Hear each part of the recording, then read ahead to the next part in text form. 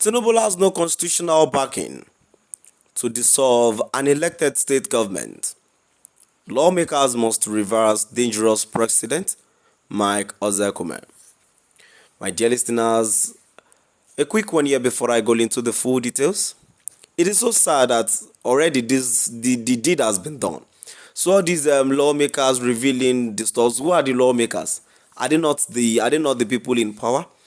Once the people in power gave the people holding the position of the lawmakers order, that's what they will follow. So there's no truth in this country any longer.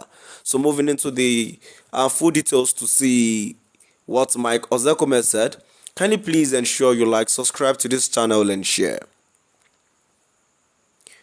Renowned Nigerian lawyer Prof. Mike Ozekhome San has declared that President Bola Ahmed Tinubu's suspension of Rivers State Governor Siminalayi Fubara and the State House of Assembly members is a gross constitutional aberration and a dangerous overreach of executive power.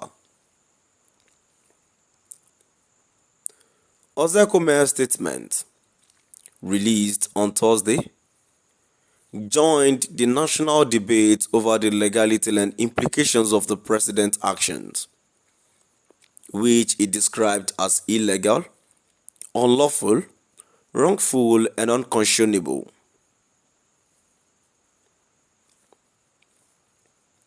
Ozekhome's statement comes amid growing concerns over the state of Nigerian democracy, as President Tinubu's administration faces accusations of undermining unconstitutional governance.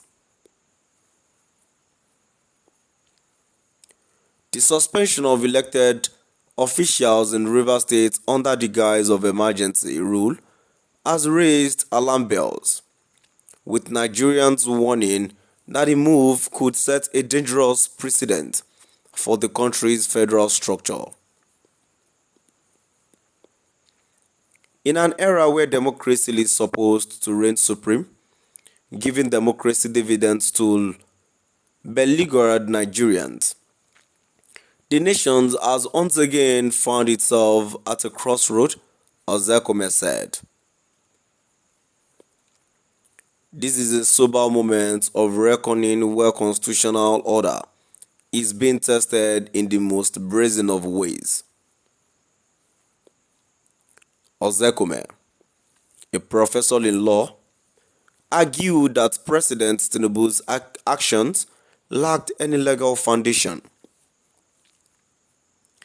He noted that the 1999 Constitution of Nigeria, as amended, does not grant the president the authority to suspend or remove democratically elected state officials even under a state of emergency.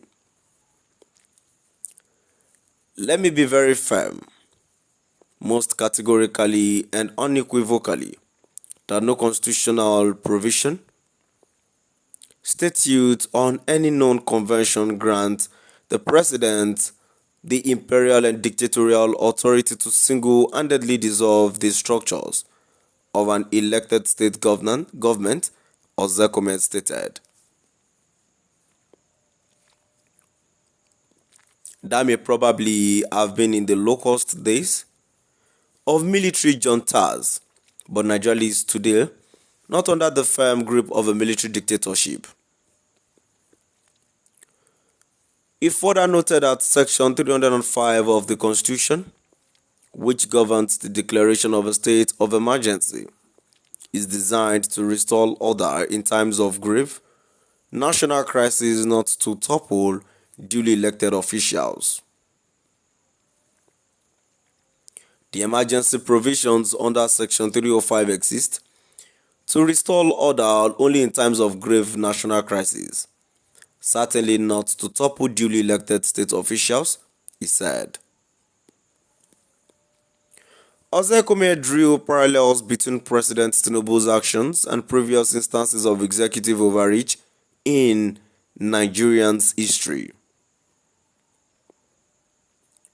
He cited the 2004 Plateau State emergency where former President Olusegun Obasanjo suspended Governor Joshua Dariye as a cautionary tale.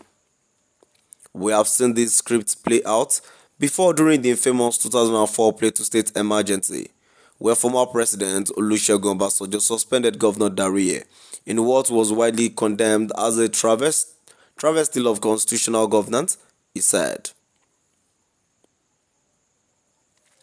He also referenced the Western region crisis of 1962 when Prime Minister Tafawa Balewa declared state of emergency and removed the Premier and Regional Assembly.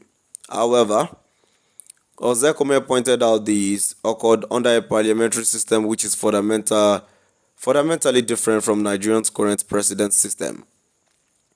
Ozekhome warned that President Tinubu's actions in Rivers State could have far-reaching consequences for Nigeria's democracy. So now, my dear listeners, now we've come to the end of our today's news. Kindly please do drop by at the comment section and let's